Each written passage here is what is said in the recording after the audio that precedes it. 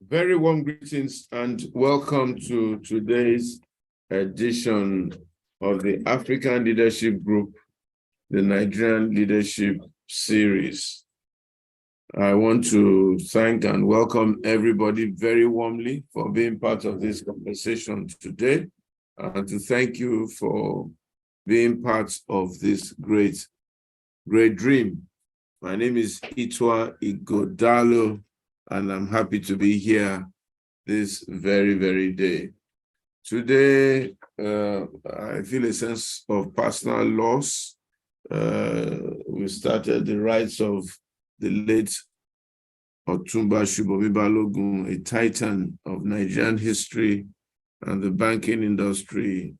Since Tuesday, his body is on the way to Jebu now, and I just want us to thank God for his life and pray a prayer of comfort to his family. Well, that is the way of life. Somebody was telling me at the funeral or the line in States today, says we must stop meeting in places like this. I said to the person, I don't think we'll stop meeting in places like this, because this is the way of life. People will come, people will go. There'll be somebody's turn next, but what it is that may we not go before our own time. So my comfort to the family, to the Shubomi Balogun family, to his wife, Olori Abimbola, and also to the entire staff of FCMB and his 4 wonderful sons and grandchildren. May the Lord comfort us all. Today on our program, we are digging deeper into this question of education and what do we do with education. Education is the fulcrum, is the background, is the basis, is the foundation of a lot of things in Nigeria. And developing from our comments on education that we had a couple of weeks ago, we thought we should dig a bit deeper into the educational sector and see what's going on in there. And we have on the platform somebody who is more than ably qualified to dig into education for us and to find out what to do and how to do it and how to make it happen. Our guest today has a BSc honors degree from the University of Ibadan, an MBA from the University of Lagos, a postgraduate diploma from the University of Nottingham, and an MA in education also from the University of Nottingham. Her past assignment was being Commissioner for Education in Lagos State during the first tenure of education of Babajide Sanwo-Olu's administration. Before appointment, she was an active player in the education sector in Nigeria, having over spanning banking operations, organizational restructuring, human resource management, and then many years of leadership in the management of education. She's an Ibadan girl. We grew up together in the sleepy city of Ibadan. And her mother also, I believe, was an educationist, and I know that her sister runs a school or did run a school in Ibadan. And her brothers were very troublesome boys, especially the one that was my classmate. Very troublesome. We call him Tafi Morgan. I think he might be on the platform. And we're both naughty boys together doing A-levels and running around the streets of Ibadan. So she's my sister, and I'm happy that she has agreed to be part of this conversation. And she and I have tried in the past to do a few things in education. She's given quite a lot of counsel and advice. Please welcome with me Mrs. Folasade Adefisayo. My dear sister, thank you for agreeing to be on the platform. Thank you for your robust comments. Thank you for your passion. Thank you for your interest in education. And sorry to put you out of your little rest before your next assignment to talk about something you're so passionate about. You are welcome. Thank you so much for having me here, Pastor, and thank you for the introduction. I'm glad you didn't gloss over your days in Ibadan with my brother. Tafi and Fela, tough boys. They should be on the platform somewhere. I'm sure. Tafi Morgan. Right. Thank you for coming. So, I don't know, we're going to be speaking today on the constitutional requirements for education reform. So we're looking at education, we're looking at education reform, we're looking at the state of our constitution, and we're looking at what then to do. But to serve as a background and as a template, maybe you need to tell me or tell our people, how did you get involved in education? You're obviously one of the most passionate people about education that I've seen in a long time. Anything education gets you prepped up, excited, and so on and so forth. And then you can then dovetail into that and tell us a little background of the history of education in Nigeria and maybe the state of education now. The floor is yours. Thank you very much for having me. That was quite a long question, and I hope I won't give a very long answer. But I was a banker, as you read from my profile, and I got caught up in the collapse of banks and finance houses. And at that point, before then, I'd been teaching at the Institute of Bankers, other institutes training bankers. So I really loved facilitating and teaching, and I could see this was my forte. Then I just saw an advert in the papers, a group of schools asking for a CEO, and I applied, and I got the job. And that was with the Corona Schools Trust Council, and so that was how I became CEO. And it was while I was there that I really got deep into education, that I saw that, look, it's not, of course, as a parent or as someone who went to school, you always think you know, but you really don't until you start the practice of it. You see, there's a lot of depth to it. There's a lot more to it than you taking your children to school, you being angry with your class teacher, and so on. And so I got deeper and deeper, and that was why I went for those certifications, the PGD in education, PGC in education, and the Masters in Education from Nottingham. I ended up, after being the CEO of the Corona Schools, I ended up as the director of the secondary school, which was a voluntary step taken. I really wanted to work in school, to run a school, not just a group of schools. And so there I was, resident in school for over 4 years, running schools. And that for me was a seminal experience. And that really, again, got me to understand more about education. I started consulting for a lot of bodies. When I finished, I was developing partners for private schools, for public institutions. I even ended up in Osun State running a public secondary school, which again was a great experience that made me really understand children and their motivations for going to school and how we can improve results. I think I'm starting to be a bit of an expert in how you can actually improve learning outcomes without spending too much money.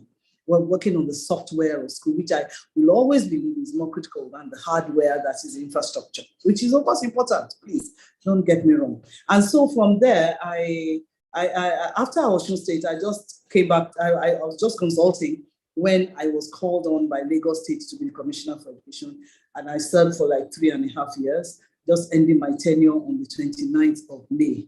And I thank God for that. Long lessons learned, but I won't go into that now. I'll just talk about the education sector. I'm lucky that I've seen it from various perspectives.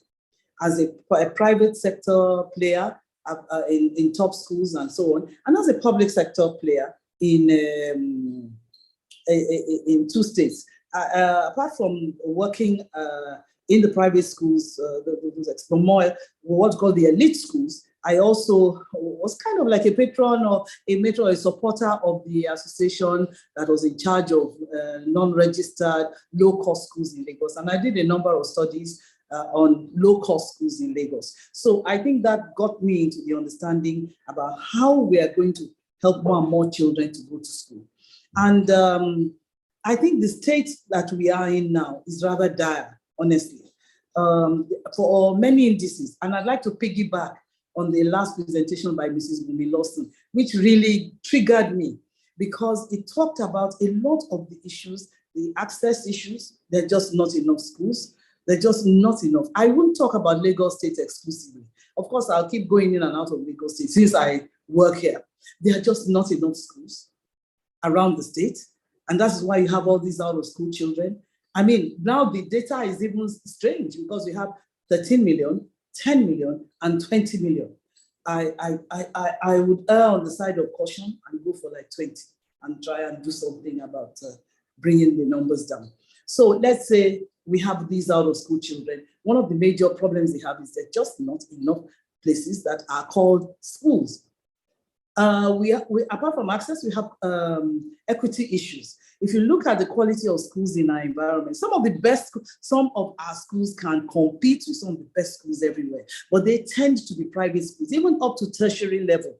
And I tend to talk more about primary and secondary because that is my area of competence. I will not delve into tertiary much. Even at tertiary level, you see that the private schools are outperforming public schools. And they are outperforming low-cost schools. And therefore, you see more and more that low-cost public schools are becoming poor quality schools for the poor. Honestly, that is how you can describe so many of them, which is so sad across the whole country. So there are equity issues that the quality of education you get is dependent on your economic circumstances. There are also quality issues. We've seen it with when you want to measure quality. Of course, you look at learning outcomes at literacy levels, numeracy levels. And remember what Mrs. Lawson said about us focusing on literacy and numeracy. If you can get that right, if you are literate, you will do all that. You'll be able to, and if we build in 21st century skills, there'll be curiosity and people will want to learn about science and so on. But the basic thing that a child should go to school for, we are not even getting that right. So in terms of quality, it's terrible. When we look at WAEC, which is one of the ways we measure our learning outcomes, is ridiculous to me because you can't measure the quality of your curriculum after 12 years. Because of course, the quality is the curriculum. What are we teaching children? I'm not a proponent of going around looking for other curricula. The Nigerian curriculum can be worked on, and everywhere I've worked, I've tried to look at the Nigerian curriculum and see how we can bring it to the 21st century. Some of the major problems of the Nigerian curriculum include how we even assess that learning is taking place. So there's so much focus on what we call the lower order thinking skills, name, list, define, explain, rather than, the higher order thinking skills where you start to create, where you start to assess, where you start to evaluate, where you start to, change stories and change narratives. So I think so quality is major. I can go on and on about quality. And of course, there's leadership and governance, which is where I come in and where I think we need to lay a lot of emphasis on. Because when it comes to leadership and governance, you are talking about focus, about what is our vision as a country. Why are we educating our children? What's the point? Why are we sending children to school? We have to have a defined vision. And from that vision, we'll define our strategy. And we'll now use that strategy to design a structure that will enable us to implement that strategy. The present structure that we have for implementing education is not going to make things better because I think right from the constitutional requirements down to the state laws, down to the level of governance, the bureaucracy, I think we haven't designed a structure that can support whatever. We don't even know what we want anyway. So we haven't designed a structure that will support what we want. So their quality, the leadership and governance issues. And there's another one, and that's relevance. So at the end of the day, why should children go to school, like I said? What we find is that a lot of children who don't go to school, if you find out why, it's because it's not relevant to them. It's not because some want to go, but some of their parents feel it's irrelevant.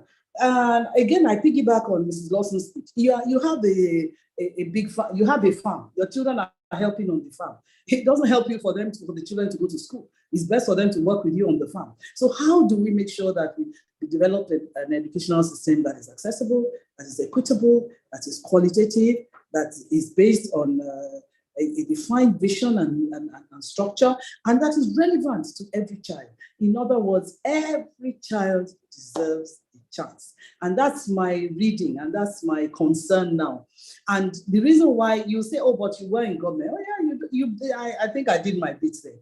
But I think what concerns me most is that we people who I will consider elite are not, please permit me, I don't want to sound arrogant. We're not asking the right questions. We're not informing ourselves. We're not understanding how the Constitution works and how states can run schools, how local governments can run schools, and what questions and what accountabilities and responsibilities we should be insisting upon.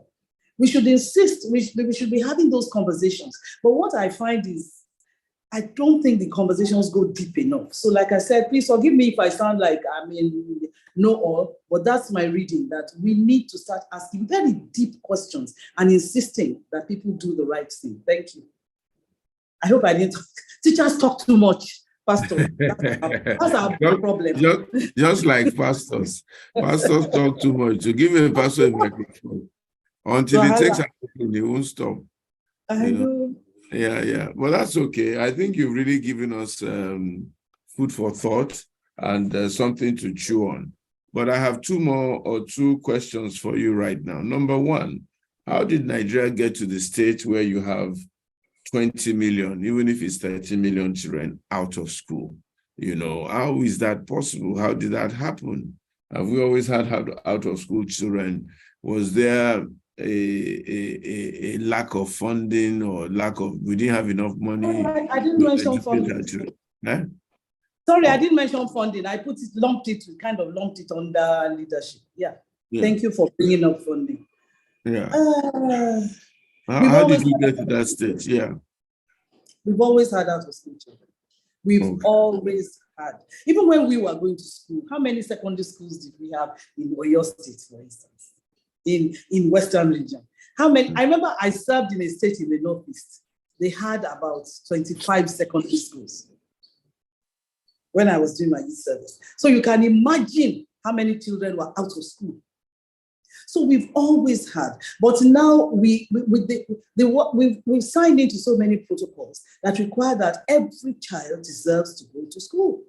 No child should be left behind. We've signed the Child Rights Act. We've implemented it in many states, and therefore we expect children to go to school. We put it in our constitution that children should go to school for 9 years, minimum of 9 years of basic education. And so that's why it has come to the fore. We've always had it. I don't want us to gloss over it. But 20 million, whether it's 20 million or 10, my belief has always been even one is one too many. One stop of 20 children too many. We've always had. Funding is also another issue I forgot to mention. Sorry, forgive me. We are not funding education appropriately. It all comes from the governance. It all comes from the constitutional requirements. Because, the constitutional requirement, and can I go on, or do you want to ask another question? No, go on. I think because the constitutional requirement is that federal government is responsible for tertiary education. States are responsible, really, for senior secondary education. Local government responsible for basic education and early years. But look at the funding. Look at how we are funding these tiers of government. Let's start from the local government. Which local government can look after the schools in their neighborhood, pay teachers' salaries, put in place right policies, monitor and evaluate that learning is going on, provide students with resources, and build infrastructure, maintain infrastructure? Which local government has the funds to do that? Local governments, apart from the fact that they don't have funding, that is also where the lowest quality of human capital is, frankly. That is where, because, I like to say the education secretaries and the local governments are the commissioners in the local governments. They're responsible for all the primary schools in their local government. Are we funding them? Are these people, are they capable of doing this job? He's outside doing the washing. Pardon? No, not you. Falabi, please mute your mic. Okay. So are they capable? Are they competent? And are they funded? the one thing that most of them, the only thing they are doing is paying teachers' salaries in a lot of states. And some states are not even paying teachers' salaries. And these salaries is because the salaries come direct from the federal government and go straight to teachers' salaries. Otherwise, they have very little money to do anything. And then when you go to the states are supposed to be responsible for senior secondary. But I must say, I totally think that this is where I want us to hold states more accountable. There is nothing wrong with local governments being in charge of primary schools. They are neighborhood schools. It's all right. Children will go in the neighborhood. They are supposed to be part of the neighborhood. But when you talk about secondary, about the whole thing, states should be responsible for everything, from early years to senior secondary. They should partner with local governments. But we have seen in some instances where nobody partners with anybody. And the local governments are on their own, managing something they can barely manage. They are barely eking out an existence. And you are saying they should look after 100 schools in their local government. So at the end of the day, so the foundation is so wrong already. So we can talk about private schools, but remember that across the country, the bulk of the children that we have are in public schools. So the bulk of the children are going to schools that are really, really in very bad shape. So I think the funding model, the constitutional model itself, I've always felt it to be wrong. But I read a story about, I read the life of Theodore Roosevelt recently. Was president of the US around 1909. And a situation arose where labor was fighting with the coal industry, the coal owners, the coal mine owners. And it was felt that this is a capitalist country. The president shouldn't get involved in this discussion. Let them fight themselves. But you know what he said, and I wish I could quote it verbatim, or he said something like, a president, the executive cannot afford not to get involved when the society expects it of them, unless the Constitution explicitly forbids them. And this is where I want to plead and say that states should count themselves responsible for primary education. Some states do and fund it significantly. And this is where I'd like to. I don't want, like I said, I'm not publicizing what I did or what Lagos State did, but I will say that as a state, this is a state that accepts that we are also in charge of primary education. But that means it stretches the budget significantly. So I think funding is a major issue. Federal government has tried with SUBEB and UBEC, but it's not enough. Not at all. Not by any standards. It's not enough. Yeah, but why is funding an issue? Is it because the federal government does not allocate enough money to education? Is this mechanism whereby everybody goes to the federal government for fund allocation, FAC every month, and so on and so forth? Is it not possible for the local government to be self-financing, self-sustaining, generating enough funds? And this, what do we do to our constitution to help us transform education? Well, I don't want to get involved in matters like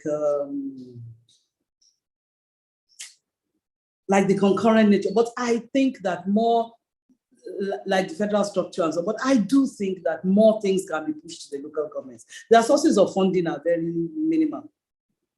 There are many local governments, and look, apart from the fact that it's minimal, I accept that many people are just not creative enough to know how to raise funds in their states.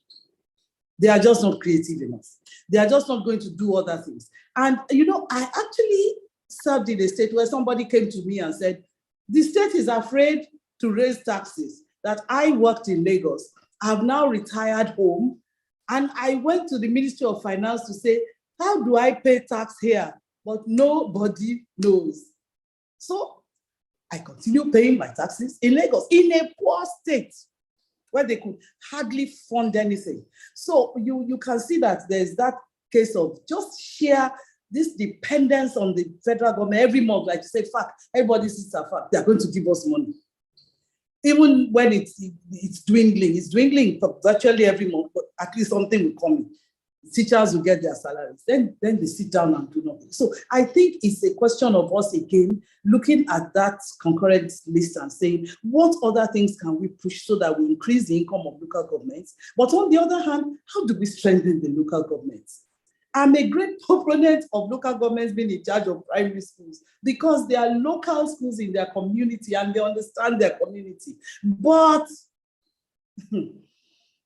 they are so poorly funded and so poorly run that I don't think they can cope with their responsibilities. Or we change the constitution and push primary schools to the state, which is a long process and a difficult one because it's a difficult one. Too many people would be against it. So we really have to think through. And what is best? What is best for the children? Is it to stay under the local government? If it's to stay under the local government, let's fund the local government appropriately. Let's give them more. Let's push more funds to local governments and insist that this portion should go to education, not just give them more, a carte blanche. No, give them more, but insist that this percentage should go to education. Because the federal budget itself, you know what it goes for. When people fight and say, the federal budget is not 26%, what if it's 26%? What is it going to do? You know what the interest of the federal government is the model colleges, the universities, and then all the myriad of agencies around them. Is somebody in Abuja going to be interested in the child in Araromi Ilogu or in Akarakumo? No. It's best if it's in the local area. So I still think the funding model is significant. It needs some change. And this needs a lot of conversation around it. And let's stop saying, well, it's 26%. 26% to do what? Because everybody knows that Nigeria does have the largest budget for education in sub-Saharan Africa. It's what you do with it that now matters. Well, you've stirred up a small honestness there. So I'm going to take you up on that. We have a budget for education. What are we doing with it? That's number one. Number two, if you could wave your magic wand or do something or advise government or even be able to take charge of education in Nigeria, and you had all the means and the power to do what you needed to do, how would you help us leapfrog education? What would you do? How would you make sure that the 20 or 10 million children are all back in school? What would be your Marshall Plan or your roadmap to quickly, in the shortest possible time, transform education in Nigeria and ensure that we get value or quality for that process? It's very, very important. This is key and I need to talk, but please, can you give me a second? My power is running out. I didn't want to use this device.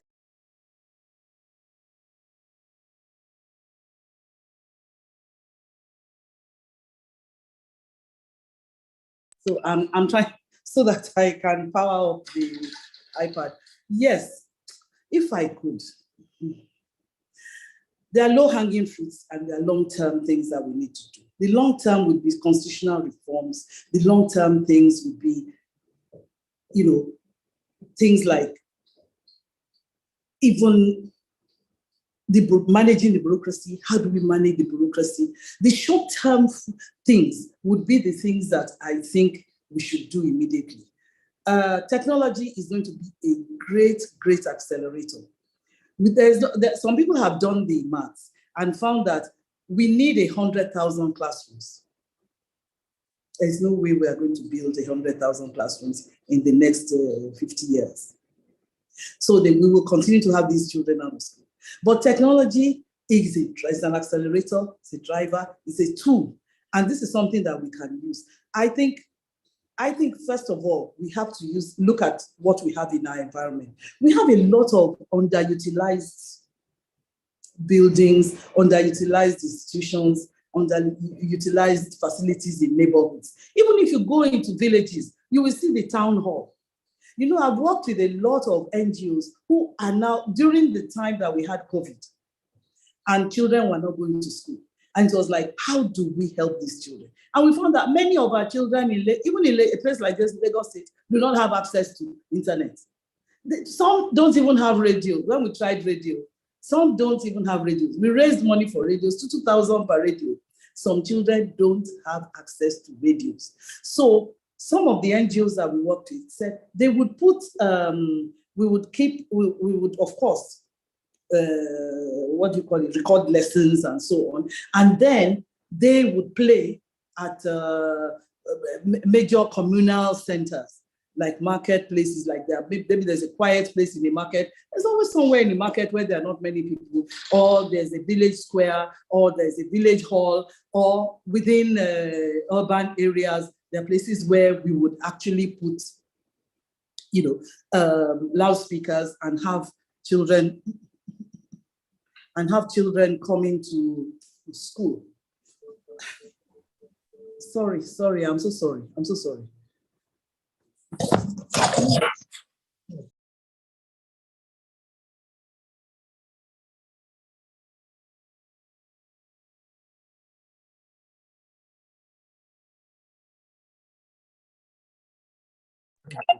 So, pardon me again, please. Yes. So I think that the low-hanging fruits would be to work, to collaborate. What I found most important is collaborating with partners, private sector, NGOs, development partners, old students, faith-based institutions, all around the country. And we would play this thing. We would play our classes and the children would listen. We would work with institutions like Teaching at the Right Level. Teaching at the Right Level means that if a child is reading at primary 2 level, that he's 10 or 5, you put them together and you have a way of teaching them so that they come up to their right level. And we would work with as many institutions as possible. I think we have to deploy technology. I think we have to deploy there's a lot of pent-up energy. There's a lot of support, a lot of people willing to support. I think that is the low-hanging fruit. But then we will sit down and start to make plans, because we can't rely on this in the long run. In the long run, we have to really have hubs. I've met people who have hubs. Like every community, let there be a hub that the children can go to and learn. We can't build 100,000 classrooms. We have to stop thinking about school as being in 4 walls only. We have to think about schools and stop thinking about schooling, but start thinking about learning. What do we want them to learn? I still want to piggyback on Ms. Lawson. She said something about learning, literacy, and numeracy. That if we can get these 2 right and integrate it in such a way that there's a lot of curiosity, a lot of eagerness to learn, people will keep on learning by themselves. And that's what because at this point, it's too serious a problem for us to start doing baby steps. We have to roll out across the, that is what I would do if asked. And I think that's what we tried to do in Lagos State during the COVID period, so that every child would at least learn during this period, and the learning slide would be minimized. The long run, I said, you just have to look at the constitution. You have to look at the bureaucracy. You have to look at the way we manage education. We cannot,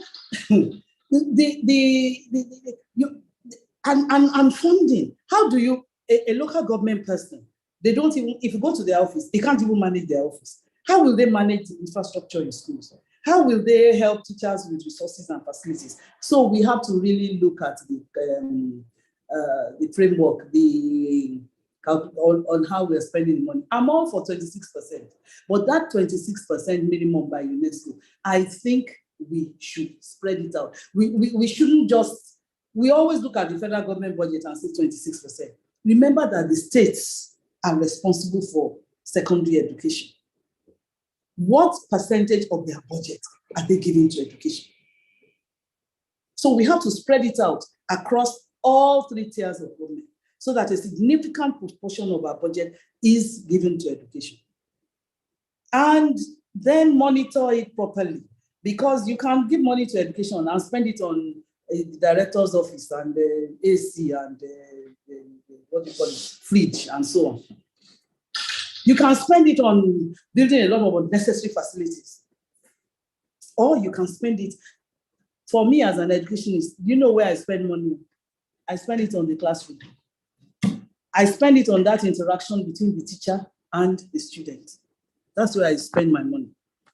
That is training the teachers, supporting the teachers, giving them resources, giving the children textbooks, giving them books, giving the teachers tablets, ensuring that the classroom is a comfortable environment for them. I think that is what we've just got to look at it. Long term, medium term, short term. I wish I could go on. There's so many ideas in my head, but I'm trying to stay coherent. Maybe you should master the ideas one by one, because we need all the ideas that we can get to really help transform education in Nigeria. And I'm glad that you mentioned teachers. What's your thinking on our teacher stock and teacher quality, quantity and quality? I know there was a state, I think it was Kwara State or so, that did exams for their teachers.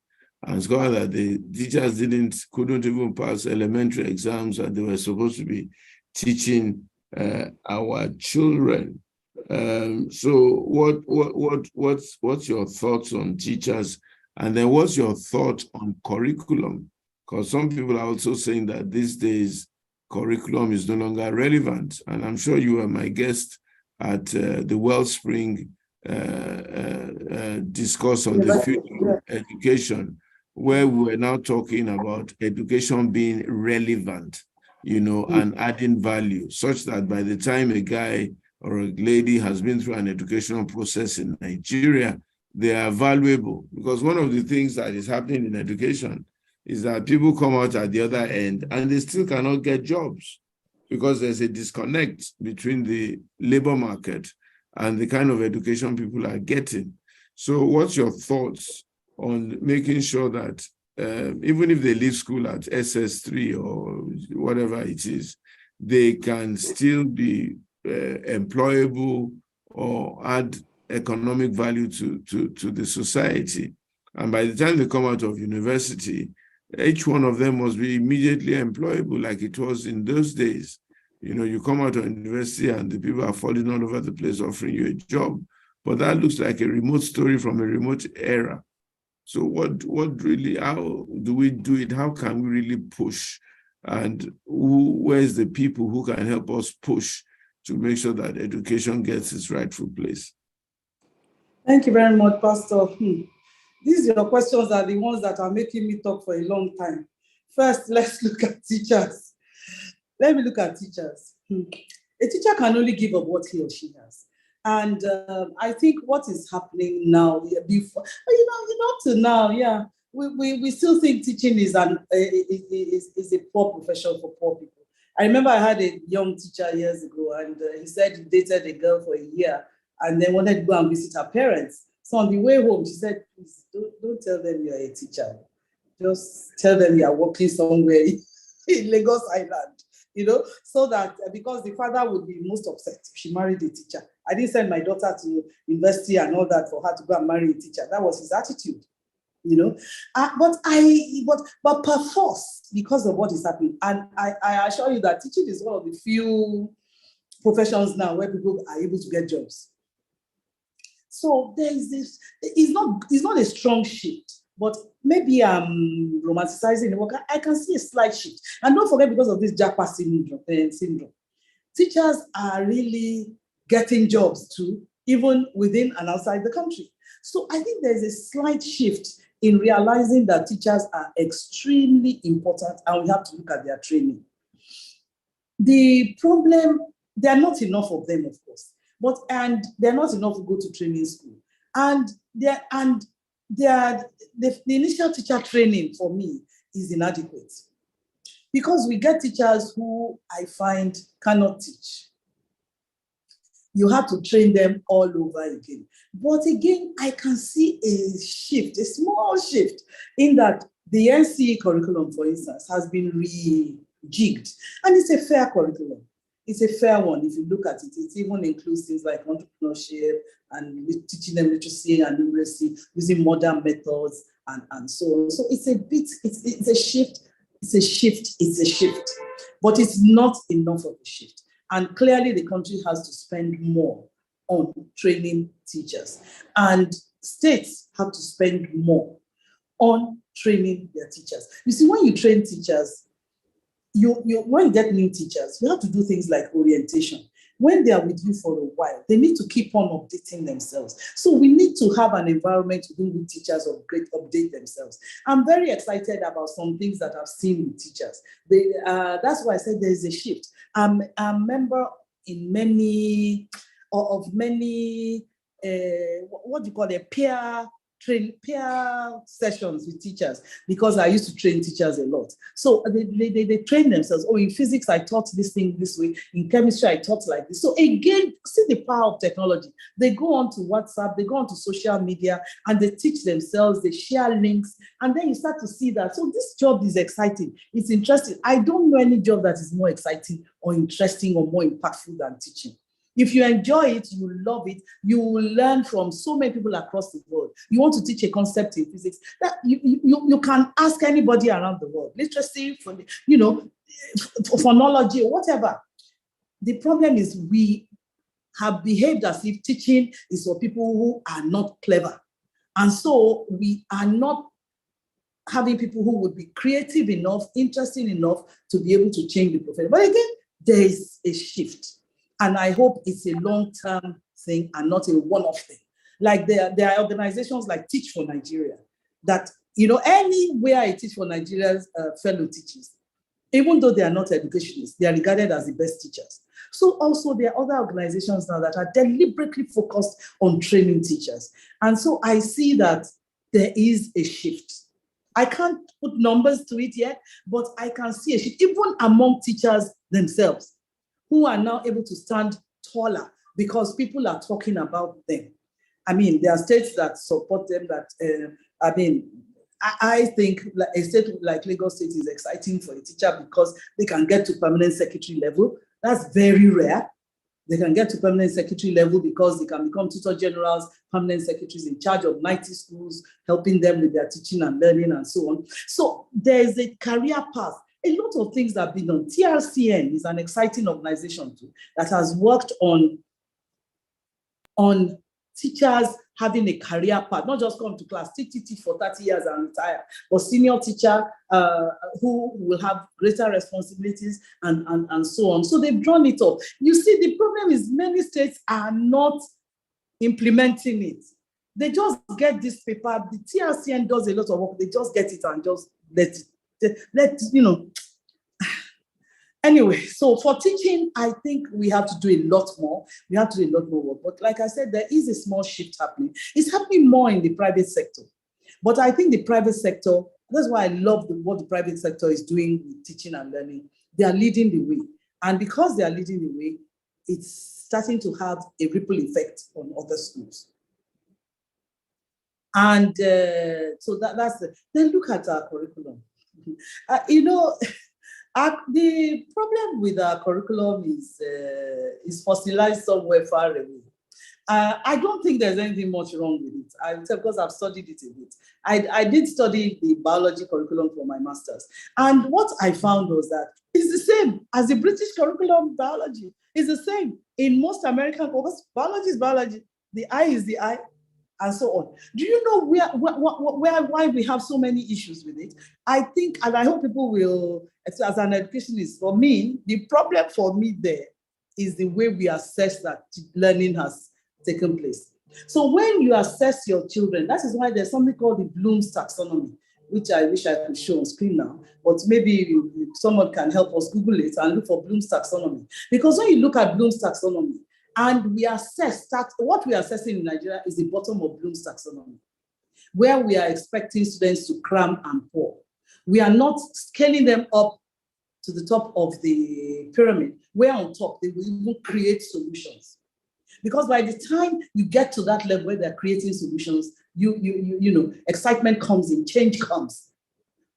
And that's where you start to excite things like their thinking order, their critical thinking, their problem solving, their creativity, their innovative skills. They'll have to work in teams and collaborate. And these are 21st century skills. So more and more and more, we have to address even our institutions like WAEC. For me, I would address WAEC and organizations like that. Start pushing the questions up Bloom's taxonomy, so that our students are forced to think. Let me give you an example.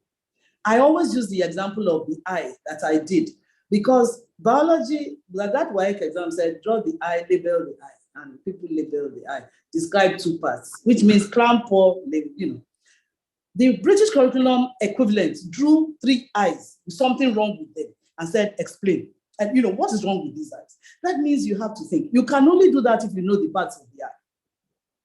You have to think through your answer. And so I thought that was seminal, rather than draw and label. Draw and label. People can cram. People cram. I know people who cram. By Monday, by Friday, they have forgotten what they cram. But they would have passed the exam. So again, we have to address the way we assess. And that's why I think there has to be a whole upheaval of our educational management system, where we take educational management as a profession. Not just the teaching. Teaching is critical, it's important, but educational management, the people who prepare our curriculum, the people who design our tests and questions and quizzes and exams and so on, the people who design our co-curricular, extracurricular activities, we also need to start to expend money on them. We need to expend on teachers, that's critical, but we need to expend, because people just don't know that there's a certain skill to all these things. Thank you, thank you, thank you, thank you. Higher order, can you see, you create at the top, you can evaluate and analyze, but at the bottom, why? What is the color? What is the, how many colors are in this room? How many people are in the room? You can start from there, but you need to start moving up, application, to analysis, to evaluation, to creation. And so that's where I think our curriculum has the most amiss. Apart from the fact, of course, that there's too much content, we really need to assess it. There's too much content, it's too deep. There's too much content, we do too many subjects. Why are we subjecting a child of 10 to about 13 subjects? What for? What for? And so we need to, so that's why I said we even need to look at our educational managers and take them through a whole process of training and studying what is done elsewhere. When it comes to relevance, I mentioned it, that one critical factor with the educational system is relevance. Is it relevant? When I'm done, what will I do with it? Right now, for many, many students, it is not relevant. When people come to me, find me a job, what did you study? Philosophy. Okay. Where do you want to work? I always tell young people who study such things as philosophy. Philosophy is exciting. And it's good to learn. Take it as a base. And then go and look for maybe professional qualifications and so on to add to it. Because it's not going to get you a job. Because the workplace of today does not need many philosophers. The workplace of today should be focused on STEM and other things that will get them work in the workplace. But the way to do it, let me give you an example. Again, like I said, I'm trying very hard not to advertise anybody. But there was something that we tried to do in Lagos State, and that was to have what we called comprehensive schools. That is every school. Why do you have 5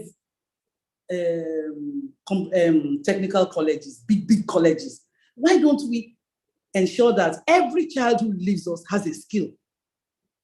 Because even the children in some of our schools who are able to pass WAEC and so on, they don't have the means to go to university.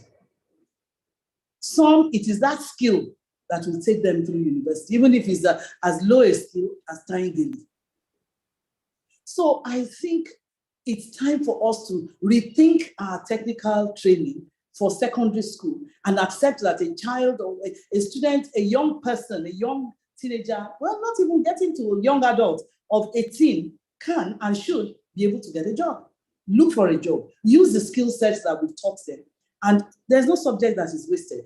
Use the skill set that we've taught them and help them to get jobs when they go out in the workplace. I think we have to rejig the entire 6334 system. It can stay 6334. I would still leave it at 6334. But you see, I would insist that every secondary school brings out children with one skill or the other that is relevant in their community. If it's fishing, teach them how to fish in a modern way, give them skills of critical thinking, problem solving, get them to work within their community, get them internships and so on. We have to get this thing to a more sophisticated level than just passing people out every year without caring what happens to them in the workplace. Good. I'll just take one more question and then I'll turn it over to Pastor Sonny, who is on the platform, and also Jumoke to make a few comments and then take the Q and the Q&A. You mentioned something about British, and what has been bothering me, or what some people have been commenting, is that the kind of education that the British left behind for us is no longer relevant. A for Apple, B for B, Mungo Park discovered Richard Niger, Richard Clapperton did this, blah, blah, blah, blah, blah, blah, blah, blah, blah. All sorts of British things that almost, and then at some stage, the Nigerian government will try to take history out of the educational system and so on and so forth. Really, what do you think is the problem with education in Nigeria? And this thing that British did to us, how do we unbundle and unwind it? And that's my last question. There were 400 raised, and I would like to give space. And there are quite a lot of educationists here. I see Professor Odusonya here, who is the Vice Chancellor of Lagos University in Ikorodu. He's a great educationist, and I'm sure he may have one or two comments and so on and so forth. So please, over to you, my sister. The British did it to us, but we have done it to ourselves because the British have moved on. I was part of a study group that went to the UK and visited schools. They are not doing what you talked about. They have moved on. We have not moved on. We need to move on. We need to move on. And that's why I think we need to sit down, really. That's why, remember when I said the main problem is, what is our vision for education? Why are children going to school? Is it to learn that Clapperton developed? I can't even remember what he discovered. But that thing was there, and there were people living there before he came. So what we have to do is a total rethink, I think. We need somebody, we need to have, we need our leadership to understand that we cannot put a plaster on a cancerous wound. We have to be radical. We have to transform. I know people are afraid when you start saying transform, be radical. But we have to, because at the end of the day, we are educating our children and they're not able to do anything. We have to be more intentional about why we are running school, about why we are building schools, universities, why we are training students, why we are training teachers. We have to be more intentional. And that means that we have to galvanize the whole society. Talking about history was restated. You know the problem with history. It's now permeated everything. We are not getting graduates who studied history. We've been trying to get history teachers in Lagos State for a while. There are hardly any graduates of history. Do you know there are some subjects you can't get teachers for anymore? History, geography. And these are critical and important subjects. Do you remember the Pampas of Argentina? Do you remember the what you call Guinea? All the regions in Africa. I've forgotten. Sorry. Too much in my brain. So Mansa Musa, Songhai Empire. Do you remember Songhai Empire or your empire, Borno Empire, the Fulani Jihad? Do you remember? But we are not getting people who are studying these anymore. So again, that's why there's got to be an intentionality about it. If you've decided that you are going to teach history, then you must prepare teachers of history. You can't just say, okay, start teaching history. We developed a history curriculum in our primary school. That curriculum is even quite interesting because we did a lot with drawings, pages, making it really tactile, appealing to their sensorial, to the sensorial part of children, discussing your groups and so on and so forth. Talk to your grandma, talk to somebody at home. But we cannot get teachers of history. And so again, intentionality. So I think maybe first of all of us are talking. Maybe we need to start to say, maybe we need a concerted vision across the whole country about why we are, of what we want to do with education. Maybe the first thing I did when I got to Lagos City, what do you want a Lagos State graduate from our public schools to be like at the end of 6 years with us, at the end of 12 years? And people said a lot of things. Passionate, visionary, God-fearing, blah, blah, blah, clever, problem solver, creative. It doesn't happen because you said it. It will happen because you intentionally design a program that will graduate that child. And so I think for me, we have to start to think, what do we want to send children to school for? And if that is it, then intentionally, deliberately, and develop our own unique and peculiar system. And not that one look at somebody's system. The British have moved on since. They don't, all this one we are doing, they are not doing it. Even if you see the way they are running their public schools, they've moved on, and we too need to move on. You know, I know that most people don't know me well, know that I want to be radical about this. I want us to be radical. I want us to change, to change. Because change now we have no choice. We can see that everything that we are doing is coming out mediocre or shambolic. Thank you. Pastor, where are down? Yeah, I'm handing over to Sonny. Sonny, Okay.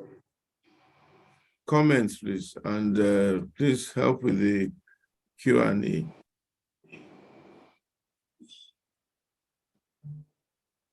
Yeah, I didn't run away. No, I didn't go back to school. Is Sonny not there? You did say we grew up in Ibadan. He's there, but he's not talking. You know, we grew up in Ibadan. We are troublesome people. So I know. I'm still troublesome. I want. I see where Damola gets his trouble from, and I thought you were gentle. I didn't know that. Gentle at all.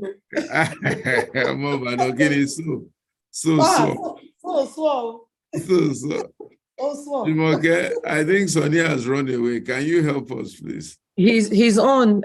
He might be in a place where he's muted. Maybe he doesn't know he's muted. Pastor Sonny, please. Because he spoke a few minutes ago. Yeah, anyway, Afolabi wants to ask some questions. Are we? I don't know who are we. Please identify yourself. Otherwise, we may not call you. Zachary Zundu also wants to ask some questions. And iPhone. So maybe we should take Afolabi's question, Zachary's question, and I'd like we and iPhone to please identify themselves. And thank you. Lara also has her hand up, and we have a couple of other people with their hands up. Okay. Can I go? Yeah, please, go. Afolabi, go. Okay, good. Good evening. My apologies for my earlier interruption. I think my first two questions, I think Pastor has already touched on it a bit. I'd just like to know what you feel when you were Commissioner of Lagos State, what you feel was your biggest contribution, and what you feel that you made the biggest change you made, and you were successful about it. And then part B of that one is, what would you have liked to have done and accomplished that you could not do, or you did not manage to be able to do? And finally, since you were talking of WAEC, what are your thoughts on the latest WAEC exam results scandal? That she says she didn't manipulate, WAEC says that she manipulated the results and everything. That was JAM, not WAEC. Oh, sorry, JAM. Sorry, my apologies, JAM. Sorry, I was getting mixed. Sorry, JAM. I'll start with the JAM thing because first of all, I'm not happy that a young child is subject to. I don't think a young child should be attacked and vilified like that. I'm surprised that her teachers and adults around her are not the ones that are addressing the issue. I'm so sorry that she's traumatized like that. I'm not saying she's right or wrong. I'm just saying I don't think a young child should have been attacked like that. So that's number one. Number two, I don't think it's that difficult for JAM to be able to tell us the scores, to show the raw scores. I don't think so.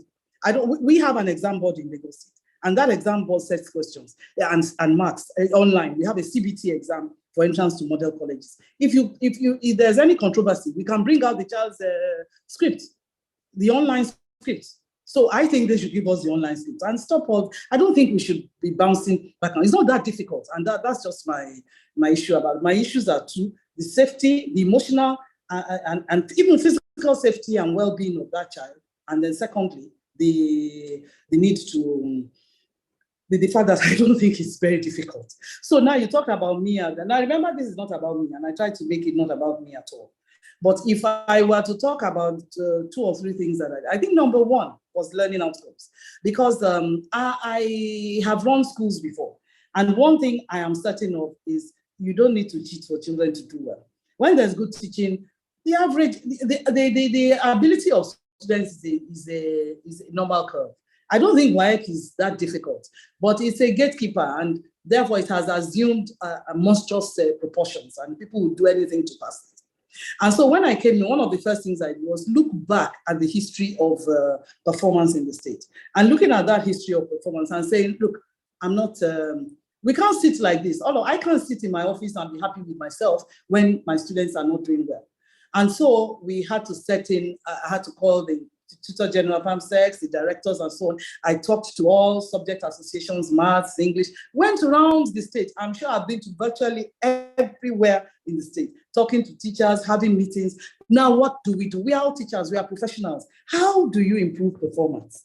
So we tracked this subject by subject. Looking at English, we found that the poorest results were recorded in literature and English. Literature, actually, English a bit better. And so how do we improve all this? So we started having deliberate strategies for each subject. And so over the next 2 years, the results improved significantly. And it went from 39% to 79% passing WAEC. Now you've heard me talk about WAEC. It's not that I think that is the be all and end all, but since that is the gatekeeper that we have in Nigeria, better help children do well in it. And so it went up to 79. It dropped a bit the year after to 75 for various reasons, but I'm sure we are working on it again. Then we started, and honestly, there were more than 20 strategies deployed, up to past question papers, sharing of teachers, using consultants, giving the children textbooks. We gave some devices. It just like 20 different strategies at each school, and each district was able to look into itself and say, where are my weakest subjects? Who is my best biology teacher? Help me go around and support the others. And this led to a tremendous improvement in performance. I think for me, that is number one. Because why are the students going to school? The second one was done for the primary schools, in thinking that, look, the students who are leaving school in primary 6 not able to read. What was the point then? Why wasted 6 years or 7 or 8 years? So we entered into a relationship with a technical partner, and we got an agreement today was that students will read from primary 1 at age appropriate level, of course. And so that's what we did. So they worked with us, put our scheme, Lagos State scheme, not anybody scheme, Lagos State scheme. We set out our schemes of work. We actually worked on our schemes of work over like 1 year. We worked with professional organizations, we worked with NGOs, with individuals, with teachers, with private schools to develop a scheme that was inclusive of 21st century skills, inclusive of web links, and just, focused on improving teaching and learning. And that is what Lagos State schools now use. Even private schools, even other states have bought it. So with our primary school partners, we put that scheme on our tablet, on the teacher's tablet. And so with a lot of suggestions for teaching in class. And some people have said we remove the creativity of the teachers. I think we did that because, first of all, better to have scripted lessons and let the teachers improve over time. I expect the teachers to improve as they keep on using the scripted lessons and they see that they can do other things other than the lecture method that they are taught, I don't know, in their initial teacher training, so that the classes are full of activities, there's teamwork and collaboration, a lot of critical thinking, and for child 5 textbooks. So I think those 2 things. And the third for me would be that we tried to do this comprehensive schools, where we said every school should be able to teach students skills. Now, we were not able to succeed. We started with a pilot of 12. For funding reasons, we just never exceeded the 12. But I still get reports every day. We sent our teachers to Finland on training, and they came back, and they are superb teachers. We took in teachers. We did not take a beard to be teaching children how to do fashion design or plumbing. No. We actually took artisans and we taught them how to teach. We also collaborated with private organizations. There were private organizations who set up workshops for us, private organizations who funded tablets for each of the students. And then, of course, we underlaid all that with a lot of teaching about financial literacy. We worked with organizations like Junior Achievement for Entrepreneurship, teach them how to really set up. So they were really setting up. One of our schools set up a bricklaying factory from their comprehensive school. So I think those three things, I wish I'd done more with the comprehensive schools. The other one I wasn't very happy with was the management of private schools. I felt that we were not able to develop the guidelines. The guidelines were not workable, they were onerous, and they were obviously not, we couldn't. You can't say in Lagos that a school must have a playing field. The place is so built up that what you've just got to have to say. I went to schools, like I said, in the UK, and I saw schools in the middle of Sheringham and so on that didn't have a play field, but were able to cleverly look for play spaces and so on for the children. So these are things that we need to rethink in our guidelines. So I wish I had done that. We started it, but we didn't complete it. And there are many other things that I think I tried to do. Infrastructure, I generally do not talk too much about infrastructure, but more than almost 2,000 projects were done. And if you look at the secondary schools in the state, they are in fair state. Like I said, we are not the funding, we're not the statutorily required to fund primary schools, but we funded the Eco-Excel program for primary teaching, and we also funded furniture for some of our schools, building renovation of many primary schools, even though statutorily we were not supposed to. But like I said, I did not come in here to be commissioner for secondary school. We have to look at all schools across the state. So I think for me, and then I wasn't clear enough about the pipeline to secondary school. And by the way, I should add that our JAMB results were so good that the best result was 152, a confirmed 152, by the way. No controversy. So I think things have changed, especially as far as learning is called. And the other things, I mean, I can talk about other things, but I think those were the big ticket items for me, especially, and maybe the curriculum, preparing that curriculum, and really working with British Council and so many organizations to look at Nigeria's curriculum and just set it out as it should be, as good as it can be and should be. And I think we did that. And we were working on assessment, moving our assessment up Bloom's taxonomy when I spoke to you, because we had done a lot of training with our exams board and so on, so that we start to set questions that are more focused on critical thinking. There's a lot more, but you know, I did my bit. You can never do more than your bit. You have just a 3.5 years, a very bureaucratic system. Don't forget, I worked in private sector. You approve something on Monday, by Friday, they start implementing. You approve something on Monday, about 4 months later, funds are released. So it's a different milieu, but you learn to work with it. And I appreciate the opportunity given to me. I will always appreciate it. Thank you. Thank you for the question. Thank you, Ma. Pastor Sonny. Okay. So we have about 8 hands up, Ma. Thank you so much for such a brilliant presentation. I know you're very passionate about it, and thank you for the work you've done in Lagos State and the work you continue to do in this space. So do you want to take a group of questions, maybe 3 at a time? That way you can address all of them at once, or what's your preference? 2 or 3 at a time? Oh, I didn't bring my notebook. I was going to write. So do you want me to capture it while we are asked? I can capture it. I can write. Okay, you can capture. You. Maybe if you capture it somewhere, because I'm looking at the meeting chat. I'm going through the meeting chat even as we're talking. Okay, because there are some questions in the meeting chat. So I'll capture the questions. So we'll take 3 at a time. And then, so I'm going to ask Mr. Ayodeji to please go ahead and unmute yourself. And if you can keep the question brief, thank you. Yeah. Succinct, thank you. Go ahead, sir. Unmute yourself, sir.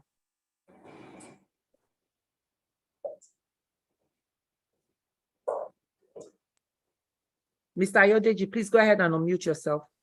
Yeah, can you hear me now? Yes, we can. Yeah. Okay, thank you so much. Really enjoying this session. It's a very, very valuable discourse. My question goes as thus. I look at public and private schools because Madam was able to talk more about what is going well in the private schools and what we are trying to adopt in Lagos to make it like the private school. But to me, like she said, learning for skills is the ultimate thing. In the public schools that we went when we were going to school, there's certain things we learned that combined with our education, and that is the street knowledge. There's none of that in the private sectors because I've been able to teach in both sides. And for you to be able to handle things around the world, even when you become a graduate or you're even a secondary school holder, even a common school cert holder, because I could recall when we were in school, a school cert holder is as mature as a graduate today. So that street knowledge that's missing out, how can we have it too in the current public sector thing? Because I know about a lot of reform you've done in the public sectors in Lagos, but that street knowledge is still missing. Like we had it when we were growing up in Ibadan. Thank you. Thank you, sir. Mr. Anthony, please go ahead and unmute yourself and ask your question.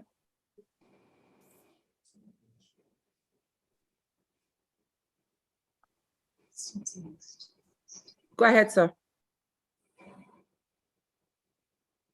Okay. Okay, we're going to take Lara if we can't get Mr. Anthony. Please go ahead, Lara, and unmute yourself and ask your question. Hello, sorry. I didn't know my name had changed to Anthony. My name is Bayo. So sorry. Your name is showing as Anthony on the screen. I don't know how that happened. I'm so sorry. Okay, please. Okay, that's okay. Please go ahead with your question. Okay. Madam, thank you so much, ma. I'm so grateful. We need the likes of you in Abuja, and I hope that it happens soon. My question is this, ma. I want to ask about special education. I mean, education for children with disability. And what do you think about it? And I know you don't want to talk about your experience, but if you would like to, put perspective into it in terms of the way Lagos State handled it, I'll be very grateful, ma. And I also want to ask about what you think about reinforcing and encouraging creativity and innovation in terms of teaching. I mean, for the teachers themselves, how does the system reward creativity and innovation? And I think that will be it for me. Thank you very much, man.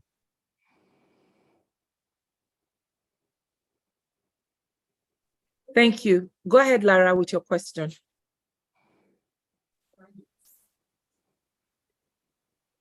Good morning, good afternoon, Ma. I'm so delighted to have you join us today, and I think it's my prayer answered. I have been silently crawling your work actually in Lagos State for the past almost 4 years, right? I have done some work with, I have an NGO which has really been positioned to help infuse some, drop of hope in education in the past 9 years in Nigeria. And we operate in about 7 states now. Lagos, we just started to it before the pandemic. And my organization was one of those that partnered with Lagos State during the pandemic for some teachers training and all that. And I'm glad that you really opened the Pandora box of the issues we have in our education sector in Nigeria, ranging, you highlighted, and I know if we give you 10 hours, you can't even go down the list. So I know for the sake of time, you barely scratch on the surface of the issues, from education policy to funding to curriculum, training, teachers recruitment, infrastructure, technology infusion, and so on and so forth. You have walked that path and you've worked it successfully in the private sector. You took it to Osun State and then you brought it to Lagos State. And every time, one of my question is really from your experience over the years, you know, doing exactly the same thing and trying to really create change in the area of education in Nigeria, and with what you know today. From your experience, I don't know if you will agree with me that being part of the system is probably a little bit of a disadvantage in terms of you doing what you really need to do. Because again, there's a lot of gag order in the bureaucracy. And I'm sure you have a lot of experience with that. We can see that we're not short of ideas. We're not short of highlighting the issues and what should be done. But what I think and what I'm thinking, looking at all the states that I have personally journeyed through in Nigeria, I come to Nigeria about 3 or 4 times a year, going into the public schools to see what's going on in the classrooms. And I know exactly what you're talking about with all of the things you have laid out. Now, I wanted to ask you, if you are to be given the opportunity to be the Minister of Education, or at the helm of affairs of education in Nigeria, because I believe all of these things that we're talking about, even for some of us that have NGOs that are trying to partner with the system, it requires an appetite, a leader, a champion that really is passionate about education, that is intentional, and that is radical. And I like the fact that you use that word radical. And I'm glad that you are retiring now so that you can really truly be radical and not have to answer to anyone in terms of your mission around that. So if you are given that chance, what are the DNAs that you will look for in appointing commissioners and those who sit at the helm of affairs for the education, be it at the local government level, at the state level? What would you be looking for in those people that really need to drive this education to the next level? What are those things you will look for that will make that person a true stakeholder? And a true stakeholder, and I'm going, and my pause on this is people who truly have stake in the affairs of Nigeria, not somebody that has sent all of their kids outside of the country to receive education, and they think they're doing the country a favor, and they are the commissioner of education, and so on and so forth. So I want to hear your pause on that, and on what you will do and what you will look for. I know it's a long question. Very long. But maybe I can summarize it that if she was the Minister of Education and she has to appoint commissioners or those that would champion maybe education reforms, what are the qualities or criteria that she'll be looking for in those persons? Does that summarize your question appropriately, Lara? Yeah, it does. Okay, thank you. So that's Lara's question. Then question from Mr. Ayodeji. He talked more, and I will translate. He said, how do we include street training in education? There is no street knowledge. Currently, there is no street knowledge in education right now. And I'm thinking that's probably critical thinking. Then Mr. Bayo said his question, 2-part question, special need education. How would you, how should that be handled, and how did Lagos State handle that? Then how should teachers be rewarded for innovation and creativity? So those are the 3 questions. You want to group them together because we have about 8 hands up. So I'm trying to keep, yes, ma'am. Okay, I'll try. I've been thinking through that. What on earth is street knowledge? How can I interpret it? Where do you learn street knowledge but on the streets? So, not being street smart. I think, look, education is a tripartite kind of thing. The child, the parent, is even many stakeholders, the community, and so on. The parents too. Okay, street smart. You say, I remember a colleague saying he wanted to check if his son was street smart and dropped him and said, find your way home. Very near the house, and the boy just stood there and was playing ball. But I said, you can't just do that. You must have trained the child yourself on how to move about before you start dropping him in the middle of nowhere and saying, go home by yourself. So in other words, what I think we have to do with a lot of these things is to ensure that the home, the community, and the school work together to bring up children. And if we interpret it as critical thinking is not a subject. The way you can't treat it as this. You can't say, no, now it's time for critical thinking and problem solving. What you do is you integrate it, you fuse it, you make sure that it is part of everything that you are teaching. You can teach it in English. You can teach it in maths. The way you couch your math questions will make the person think critically. Maybe you listen to me when I talked about the I. The way you ask questions will make a child think critically. Remember the Bloom's taxonomy that we looked at? If you move up Bloom's taxonomy and start to look at analysis and evaluation and so on, you see that you are teaching people to look at situations, analyze them, and come to their own conclusions. And reflect, think upon things, and modify their thoughts if necessary, ask questions, get learning from others. The way you teach all these things is through the way you ask questions. It's through the way you discuss. The teacher discusses in class, which brings me to the teacher. A teacher can only give of what he or she has. When a teacher has been taught by people who cram and pour, when a teacher is taught by just lecture method, the teacher will just be a lecturer and just be pouring, or writing notes on the board for the poor children to copy.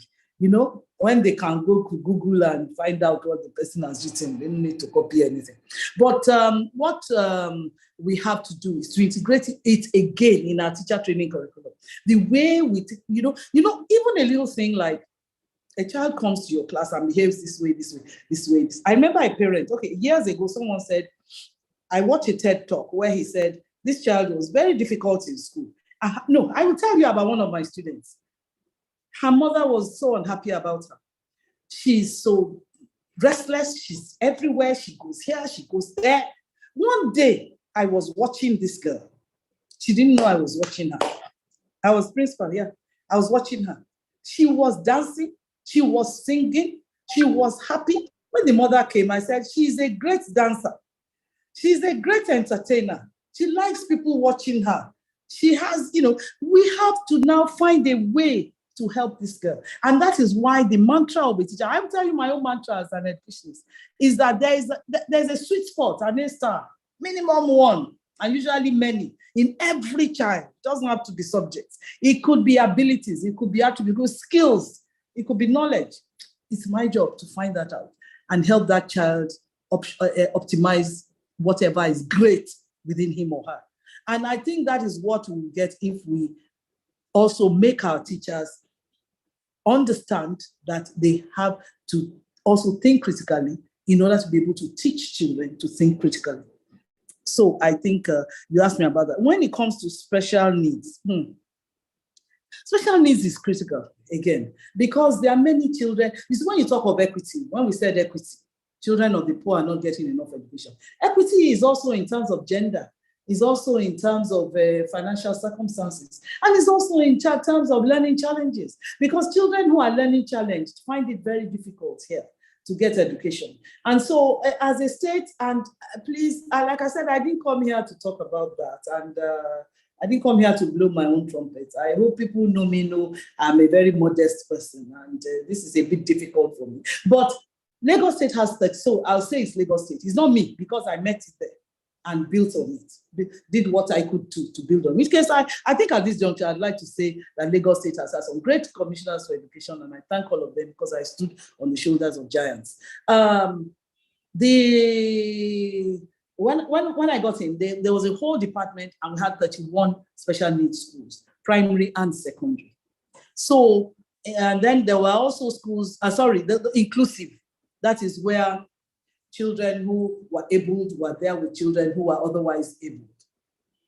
And we also had now exclusive schools, like schools for the deaf, school for children with cognitive impairments, like the Gold School, for instance, and so on. And so the state has done that, and is able to therefore educate many children. The state also, don't forget that Lagos State has an inclusive recruitment policy. You see, before you get into somewhere, you never know. It looks like look at Alausa, people coming, all sorts of people. Is this even a place where people think? Do you know that Lagos State has an inclusive policy, and 10% of all recruitments are people who have learning challenges or disabled or otherwise disabled? So that means we have teachers in Lagos State who are blind, who are themselves blind. And they also teach students who are themselves visually impaired.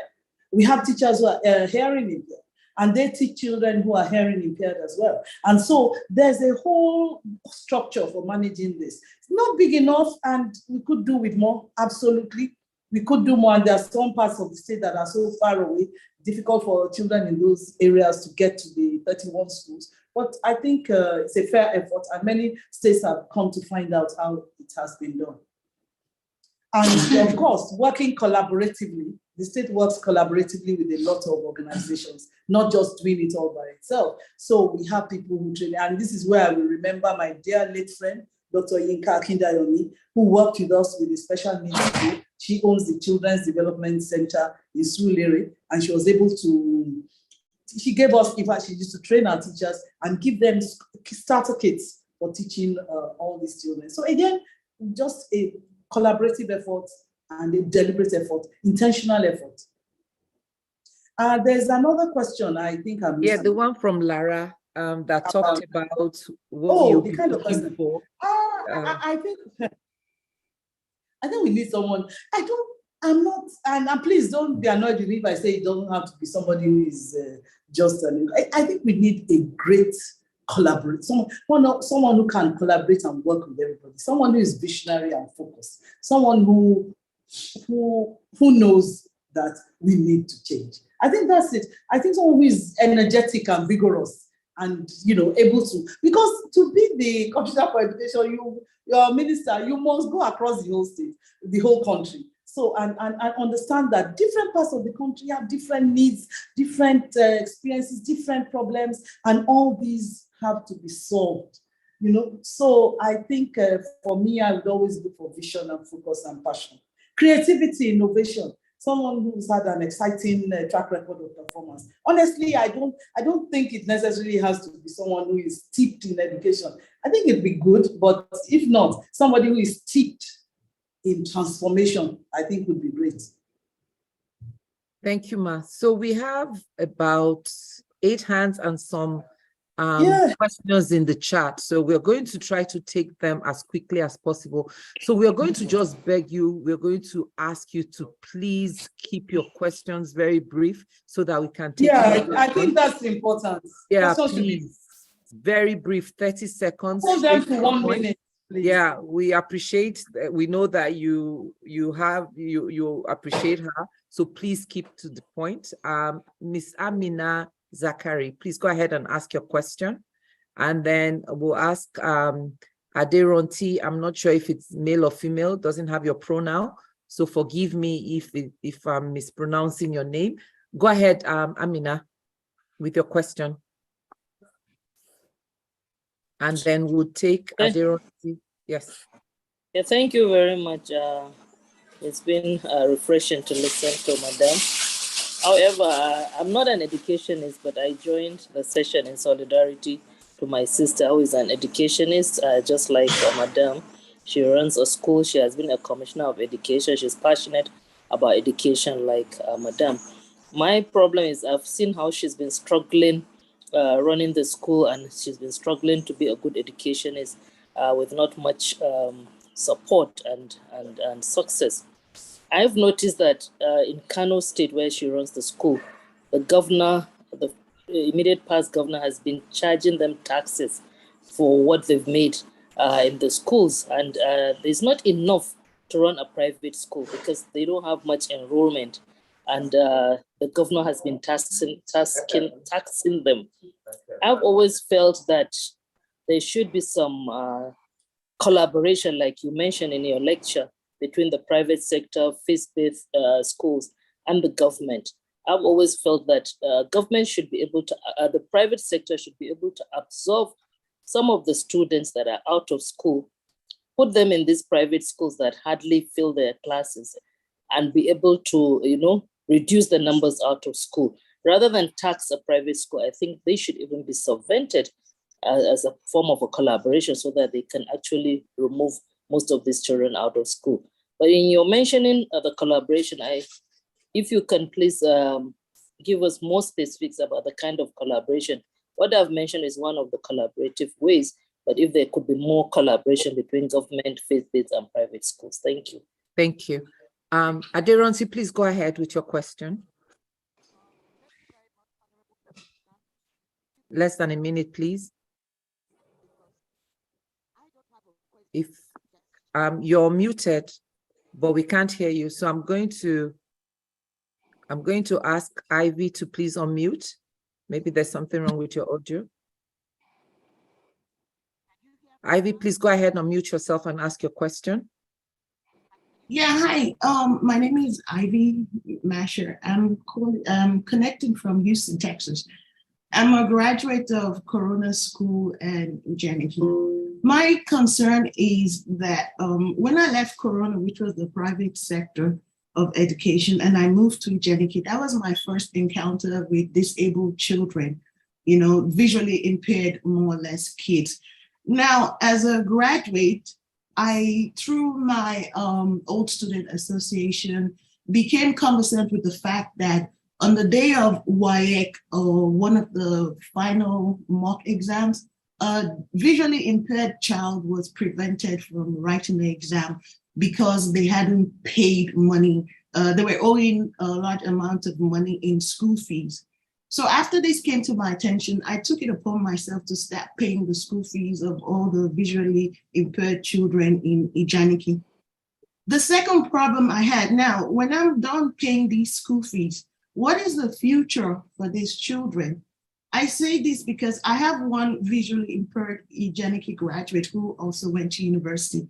I can't remember exactly what he studied, but now I've basically had to put him on payroll because of the country's economy. So every month I send him some money to manage himself.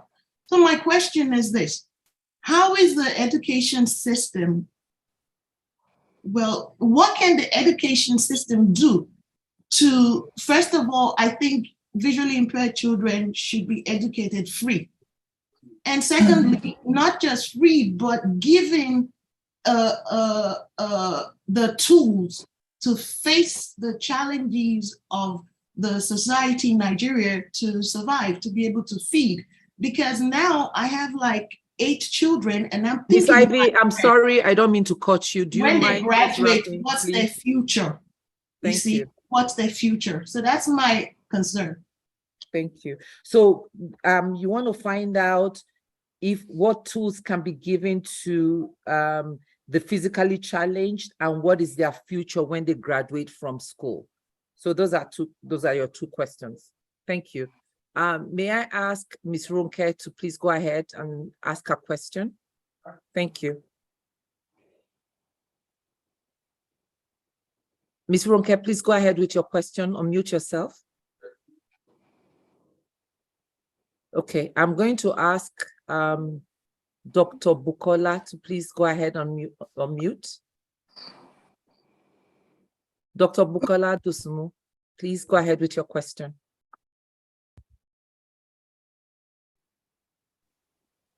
Good evening. Go ahead with your question. Good evening. Can you hear me? We can't hear you. Dr. Bukola Dusumu. Okay, please go ahead. Go ahead. Yeah, good evening. Thank you very much for the session. I have 2 questions that I'm going to straight away. The first is the comprehensive schools, Ma. If someone is interested, there are quite a number of us that are actually interested in being immersed in the processes that you are able to use to start the comprehensive schools and to keep them running. How do we get these supports for our schools, for wherever we run our various centers? I am calling in from Abuja. The second question I have is, I know that you did a lot regarding the class keeping, underage children that go into secondary schools and then into universities. Now you're out of the system. What did you leave behind? And then what can you give, what do you have that we can continue to use to run and advocate for primary 6? Because it's just very obvious that we are the only, we seem to be the only nation in the world. I always tell people to correct me, there's any other nation in the world that disregards the age appropriateness of children in schools. Thank you very much. Thank you very much. Thank you very much. So, Ma, we have those three questions. Do you want me to repeat them? Please. Okay. So the one from Amina, in summary, is collaboration. There's an echo. I don't know. There's an echo, yes. Can you hear me now? Is it better? Yes. Okay. Yes, it's better. So from Amina, the summary of that question is promoting collaboration between private and public schools and how to absorb some of these kids maybe into public schools. She talked about the taxes, using Kano State as an example, that there isn't, when they tax, then there isn't enough funds to really go back to manage the private school efficiently. So she wants to learn more about that collaboration between the private and public schools. Then Ivy talked about the kids' special needs and what tools can be given to these kids or these pupils when they graduate, and how can they be gainfully employed. And then Dr. Bukola Dusumu talked about how can they get support to operate comprehensive schools, part one. And then the second one is, what do you have to advocate for primary 6? I believe, Dr. Dusumu, that was the question in terms of advocacy for primary 6 education. That's what I captured. Thank you very much. I really appreciate all these questions. The first one is it's a great question, and I thank you very much. I think, Amina, am I right? Yes, I think, and a great solution as well. It's a great idea that out of school children, like we said, we are not going to be able to build schools.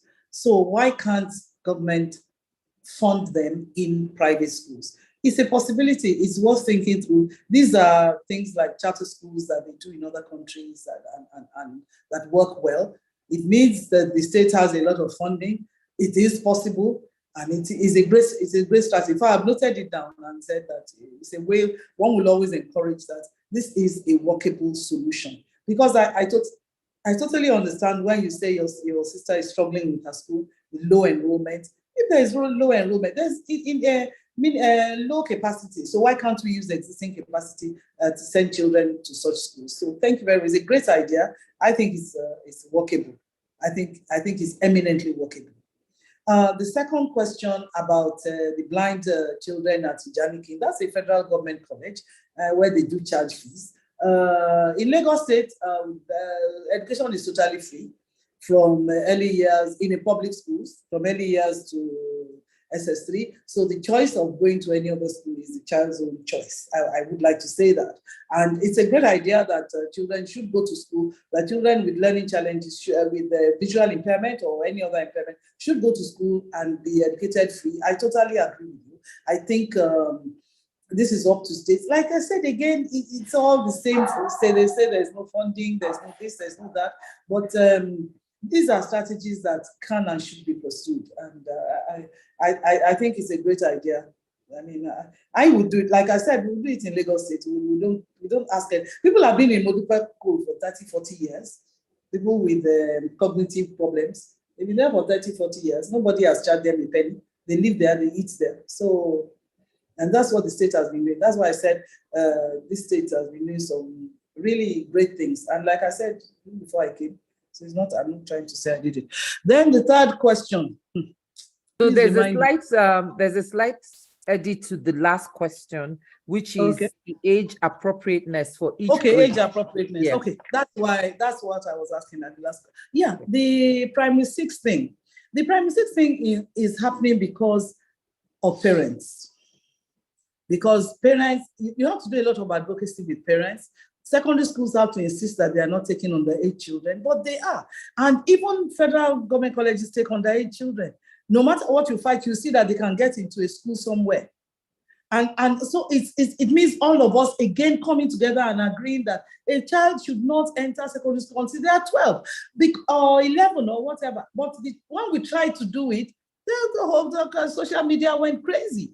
That don't I know they should graduate by the time they are 20, that the Nigerian universities always closed down for long periods, so the students don't graduate till they're in their mid-20s. So that means they won't get a job in PricewaterhouseCoopers because they insist people should be under 25, and so on and so forth. And then you say, oh, where do you draw the line? Why should a child of 8 or 9 be attempting to go to secondary school? A lot of it is parents, a lot of it is schools as well, who succumb to this pressure. When I was in a place like Corona, I did not take a child in from primary 5, no matter what the child scored. You won't even allow the child to take the phone because you must bring your report card for your 6. So we see that you really are a primary 6 child. But if all schools insist and do this, then we'll be able to do the right thing. But it's just that people are cutting corners. And a lot of parents think, if I can get out of paying fees for primary 6, then I'll be able to save for university. So again, it's a societal problem that is way more than schools doing anything about, but the whole society fighting against what is not working in our best interest. Because what happens at the end is that the child is 14. You don't want a 14 or 15-year-old in university. It's an adult environment. It's an adult environment where they are free, and that's where the trouble starts. Many of them who are seriously immature. You don't want that. It starts when they're in secondary school. Many of them don't do as well as they should, but when they get to university, it's even worse. So I think it's a societal problem that we all have to address. And then the other question she had asked was the support that they could get to operate comprehensive. Okay, well, the comprehensive school model has a lot of supporters. People who've shared their curriculum, people who've built workshops, people who've trained teachers, people who've supplied equipment, and so on. So it's just by writing to the ministry, the permanent secretary. Thank you. We're going to try to see if Ms. Ronke can unmute now. Ms. Ronke, can you unmute your phone now? I've tried, though. Okay. Okay, now we can hear you. Good evening, everybody. I'm not asking, I want to make 2 quick comments. Pastor Itua did not finish our guest introduction properly.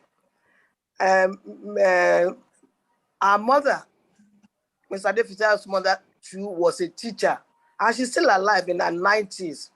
I'm sure that's why she got the teaching bug from. Congratulations, Shade. As an old girl of Queen's School, I'm so very proud of you. I want to make a comment. Where did you get your passion from? Was it inherited? How can we pass all this kind of passion to other people? Because people don't think too much of teachers. They call it graduate unemployment. But I know it is better now. Please, I admire your passion. I am very, very happy, and I'm very proud of you. Up Queen's School. So please tell us how you got your passion. Partly from your mom. I finished my observation. Okay. Thank you, Ma. And thank you. A good question. Yeah. There are a number of old girls on here. On the platform. I think yes, who are listening in. I think it's all part of how we were brought up. In that environment, which wasn't a fancy environment, but it was an environment where you just were taught to do the right thing. And so I think I appreciate that. And my mom at 92, I'm sure she's also listening somewhere. At 92, was my principal at a point and my maths teacher. And I would like to say that when I was very young, both my parents were teachers. My father was a physics teacher. Oh, no wonder. Maths teacher. But I mentioned it now. I said her mother was an educationist. And that her sister runs a school in Ibadan. Abi, did I not say so? You said so, Pastor. I said so. Thank you. Oh, so we'll take, please go ahead, Zachary, go ahead and ask your question. Please keep it brief. We had more hands come up and we're coming up on the hour. So do we have a cutoff time? Yes, please? we have a cutoff. Yeah, thank you so much. I'm not asking a question. I'm making very brief comments. I'm a teacher and I'm very proud of it. I'm currently a sitting vice chancellor at the University of Nkar in Benue State.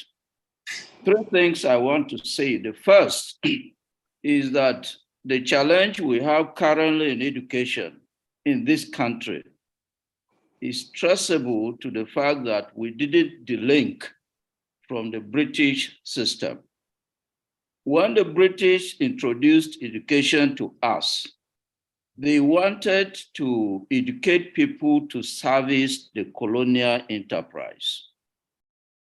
And because of that, we had a particular curriculum, we had a particular content for education. And when we got independence, instead of delinking and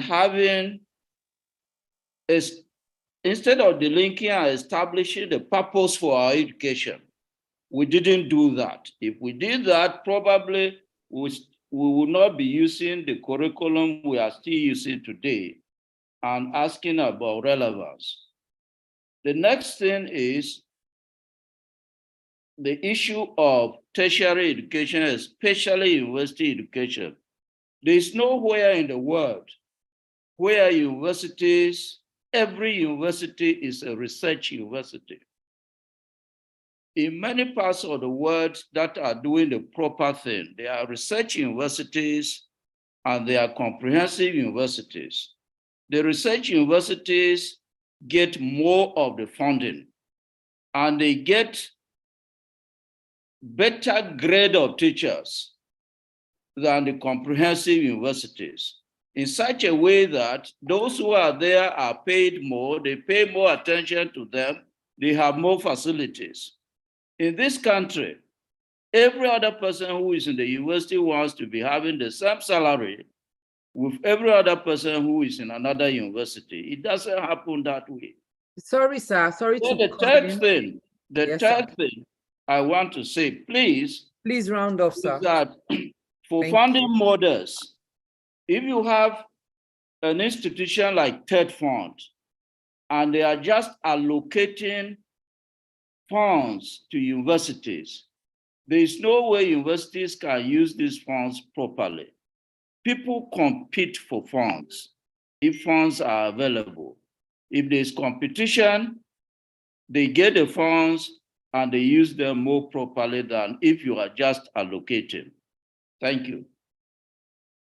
Thank you so much, sir.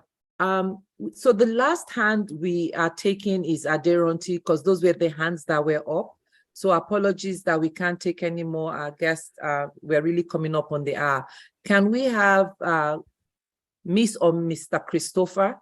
Please go ahead, keep it brief, please. And then Oniye and then Aderonti, please. Thank you. All right, thank you, madam. I want to thank Mrs. Folasade. I really appreciate this discussion. But I have 2 questions. One, Ma, you remember you created a new curriculum in Lagos State, and publishing houses are finding it very difficult to adapt their book to the new curriculum in Lagos because the NRDC, which is the national body for curriculum development in Nigeria, have not keyed into the Lagos curriculum, nor have they even thought of changing the curriculum in Nigeria. Ma, how do we solve this problem? Because publishers cannot create books strictly for Lagos State. Publishers need to create books for the nation. So there's a problem. And Lagos curriculum, which you developed with your team, seems to be very comprehensive. That is what the country needs. But the challenge now is NRDC are adamant to change the curriculum they have now. Secondly, many organizations like World Bank, USAID, UNICEF, UNESCO, they want to fund education in Nigeria. But in the past 8 years, more of their fundings are going to the north. Less to nothing comes to the southwest and the south-south. What is the reason for that? Thank you, ma'am. Thank you. Can we have the next hand up, which was Oniye? Please go ahead with your question. Thank you very much. Thank you very much, Honorable Commissioner. My question is just going to align very closely with the last speakers. So in your experience as an immediate outgoing commissioner, how would you see the alignment at the federal and state levels when we talk of reforms? Because at the moment, we know Nigeria does not have like a national education sector plan, so states develop their own sector plans. So if states are reforming and there is no alignment with UBEC and therefore SUBEB, how does this create problem for governance and management of education at the state level, which is where primary education actually lies more? Thank you. Thank you very much. Aderonti, please. Thank you so much, Honorable Commissioner, for the wonderful work you're doing. Aderonti, please go ahead with your question. Can you hear me? We can't hear you. Please speak up. You cannot hear me. I'm speaking already. If you could speak up, it's very faint. Can you hear me? Can you hear me? It's very faint. We can hear you, but it's faint. Thank you, Honorable Commissioner, for the wonderful work you're doing in Lagos State. You said earlier that you have difficulty in getting teachers to teach history and geography. And my suggestion to you is maybe you should set up a scholarship scheme that will be tied up to those who would study these subjects in the university, and they will now be forced to come and teach in schools as a means of paying off their scholarship. It's a suggestion. Those subjects that you have difficulty getting teachers to teach, you can set up a scholarship scheme for students, indigenous students, who can come and study those subjects and then be made to teach maybe for 5 years after the qualification. That is my suggestion. Thank you very much. Okay. So we have those three, and those were the last questions. So I can read them to you. Do you want me to read them to you? Please. Okay. So we had the gentleman talked about the challenges with NRDC and NERDC and the publishing the right curriculum, because apparently there's a challenge with that. How do you adapt that, and how do you solve that problem is what he's asking. Then Oniye talked about, oh, I missed Oniye's because I wrote another one. So Oniye may have to ask a question again. No. I think Oniye was You quite got clear. that? It was a very similar question as well. Okay. How do we align aligning the state and federal? Okay. Yeah. I thought I wrote it on that one. Aligning state and federal. And then the third one was a suggestion on setting up scholarship funds for those subjects that you are having difficulties getting teachers to teach, that once those scholarship funds are set up, they get trained in the subject and then they work to pay back their school fees. Great suggestion. Again, it's workable, it's usable, and I've noted it actually. Thank you very much. I think that was a great suggestion.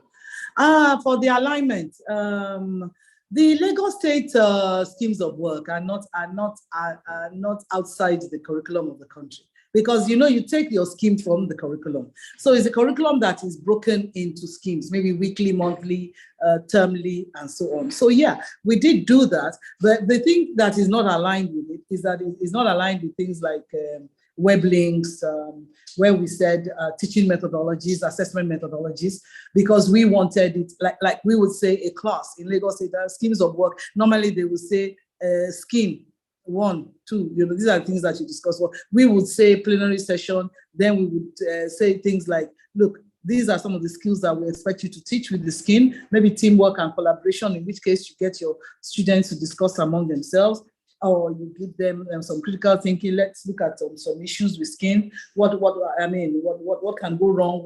What are the diseases of skin? These are all things that are outside textbooks, unless the textbook wants to include it. So for me, I still think I would use, if I were a teacher, I would use the existing textbooks.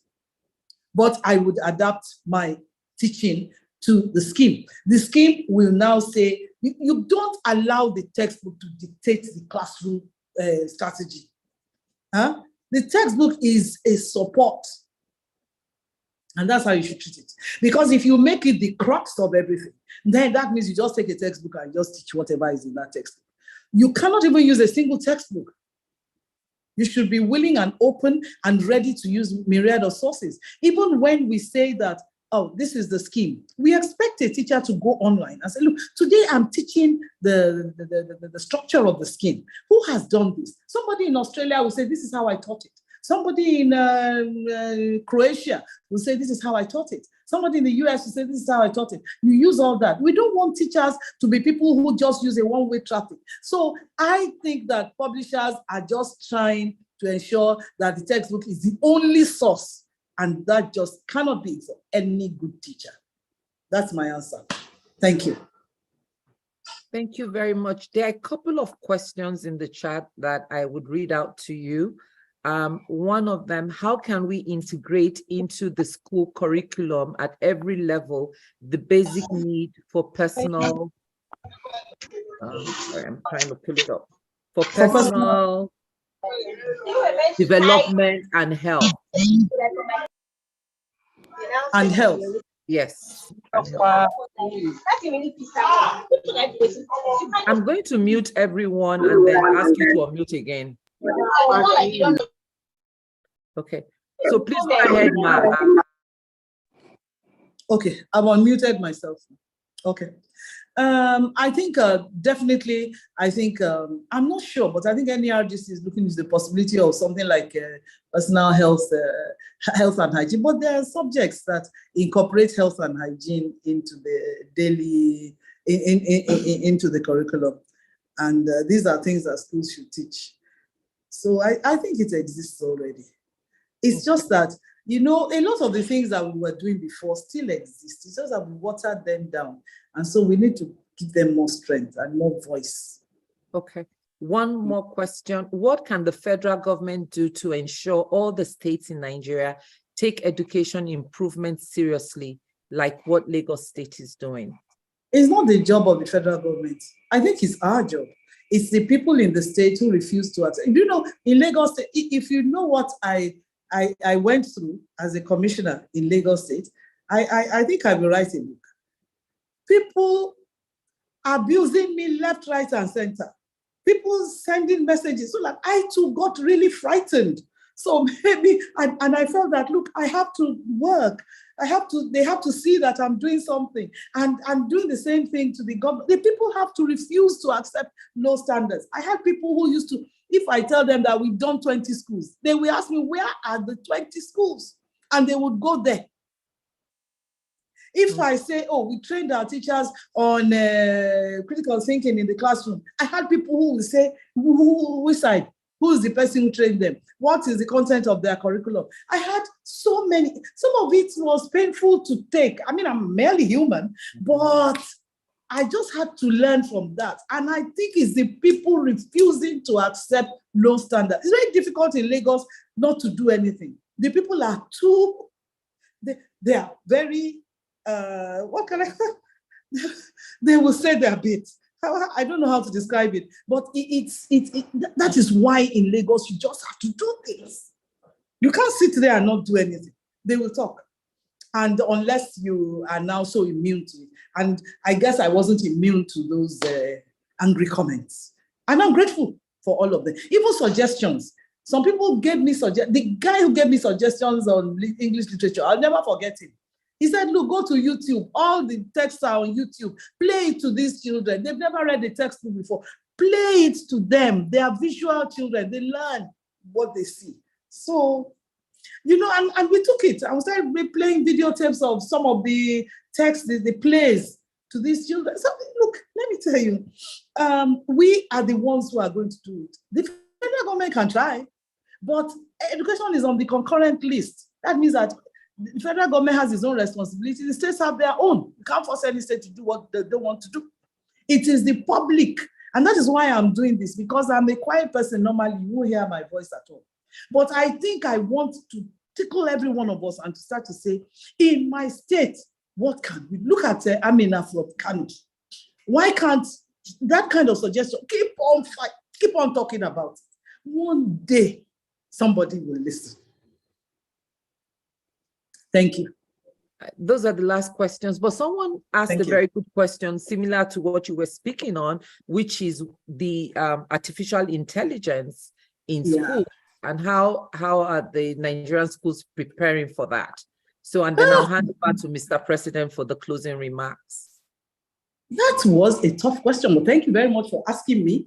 I am as tech savvy as I need to be, and I use artificial intelligence a lot, ChatGPT and so on. I use Bing, I use all those things. I think we have to accept that it has come, and it has come to stay, and how best we can use it. I think we need to study it, but I don't want to start saying this is how it will affect education. This is what we need to do in the classroom. But I've been reading a lot of texts from other countries about how they are handling this situation. And it's to accept, first of all, that, man, you can't wish it away. You know, when technology came, people were angry. Are they going to replace teachers? Are computers going to replace teachers? No, you know, and things like that. But, you know, you have to find a way to integrate it into what you are doing. So I guess, again, we just have to deliberately and intentionally develop plans to integrate it into whatever we are doing. So thank you for the question. Great question. Thank you. Great questions across board. Thank you. And I must also tell you that we've been nominating ministers for appointment on this platform, and your name has come up for the Minister of Education.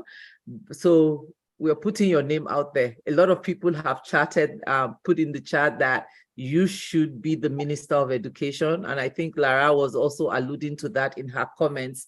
So thank you very much. This has been very informative. Can I comment on that? I Yes. think, I thank you all. I thank you all. But please, no. I think I'd like to support. I'd like whoever it is to know that I'm willing to be a great support. They're saying no buts. We need you. Nigeria needs you. So we'll be rooting for you in the back here and hoping that someone with your passion, your commitment, and your zeal to really reform education is at the helms of the affairs of reform, of education reform in Nigeria. Thank you. Before I hand over to Mr. President, I also wanted to, we also have our own education. So I don't know if you want to speak about that, or you want us to call Mr. Pastor T to speak on CRC course. Because like you said, education is more than just in the classroom.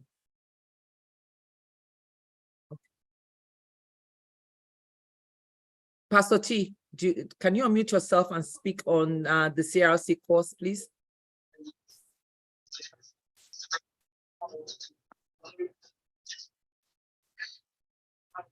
Okay.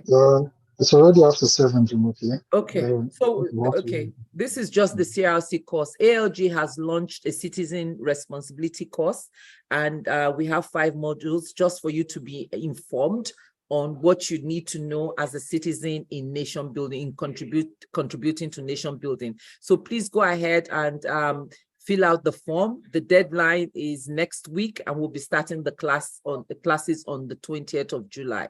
So thank you. Faye, if you could please go ahead and post that link in I think it's 30th of July. 20th of July is when we are starting. 30th. Oh, 30th. Sorry, I misread that one. 30th of July. Thank you so much, everyone. I'm handing over to Mr. President now for the closing remarks. Thank you very much, my dear sister. Thank you. The comments have been fantastic. The reactions have been wonderful. Everybody seems to be so concerned about this education issue. And a lot of people are volunteering to contribute one thing or the other. Thank you for your passion. Thank you for your love. I pray that this country continues to look for people like you, genuine, sincere people to continue to use to add value to this society. I wish you very well. My love to my bros, my love to my brothers, and of course your husband. And we'll catch up and talk and see how we can carry these conversations on Nigeria and especially on education forward. I want to thank everyone for being on the platform. God bless you all. Thank you for staying faith with us. If you have any suggestions, any ideas, anybody you'd like us to bring on the platform to talk to, can give us insights into this great country, Nigeria. We'd like to do that. And we're moving forward. We have decided on 4 areas that we're going to be doing: community engagement, education and information, diaspora management, and of course, leadership recognition. Those 4 areas, the ALG will be working deeply on. And anyone that wants to be part of it and join us and raise some serious money for us to fulfill these dreams, please come on board and let's make it happen. God bless you all.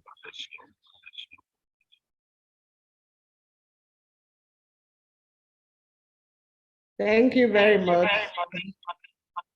Thank you all. Have a wonderful weekend. God bless you. God bless Nigeria. Thank you. Thank you, Pastor Itwa. Thank you. Thank you, sir.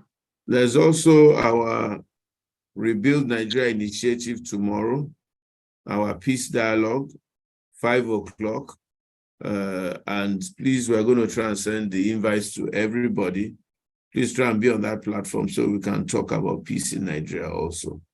Thank you very much. I think we should have Mr. Bello Fadile on peace dialogue. He's been part of some process. I don't know what has happened to the Sultan and the Cardinal Naikon. Have you reached out to them? Because they told me, yes, they got your message, but I haven't heard anything. Because Jumoke told me I was going to send somebody to Cardinal Naikon personally. And I gave her the detail, the number of we sent it. PA, Mwazu. We've sent all the information. I'll follow up with you afterwards, sir. Okay. Help us to get them, Colonel. Yeah, I've talked to them. They said yes. Onaikon says he's waiting to hear from you. That I spoke to him personally. Please talk to Sultan, I spoke to his PA. He said yes, they are sent to the official. He can get us a lot of people in Nigeria that need peace and reconciliation. Yeah, he was right there really. With them. Since I'm not the one coordinating it, I'm the agent. I've talked to both of them. I've talked to the Sultan. I talked to his brother Mazu. That should send to the official email of the Sultan, which I did.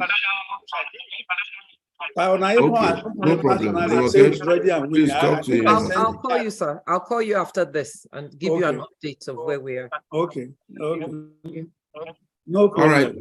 Good night, everyone. Thank God you, bless everyone. you. Have a good one. God bless Good night, you. Pastor Itwa. Dr. Ekwe, I'm waiting to hear from you.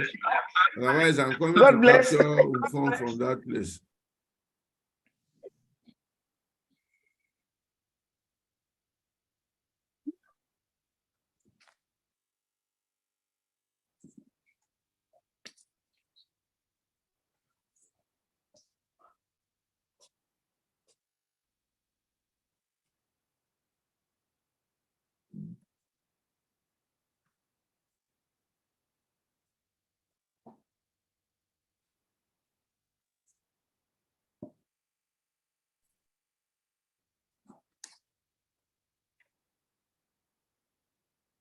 Good night, everyone. Uncle Olu, I think, yeah, thank you. Good night. Good night. Thank you. Okay, good night, everyone. God bless you. Good night. God bless you. Okay.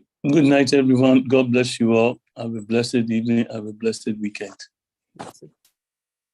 Hi, Uncle Falabi. Good night. Good night. Yeah.